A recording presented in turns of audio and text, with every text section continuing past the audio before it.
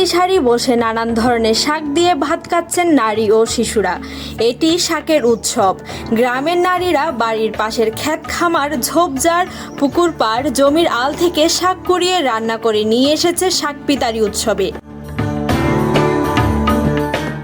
এসব শাক কলা পাতায় সাজিয়ে করা হয় প্রদর্শনী শেষে সবাই মিলে একসাথে বসে গরম ভাত দিয়ে খাওয়া হয় হরেক রকমের শাক। ব্রিটিশ কাউন্সিলরের সহায়তায় গ্রামের নারীদের অংশগ্রহণে এই শাকের উৎসবের আয়োজক গৃতি পাওলি নামের একটি সংস্থা।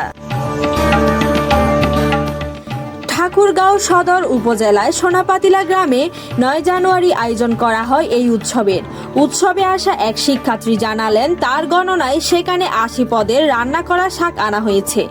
বিকেলে পরিবেশন করা হয় গরম জিলাপি ও মুড়ি। উৎসবে এসব খাওয়ার পাশাপাশি নারীরা গীত ও শ্লোক পরিবেশন করেন।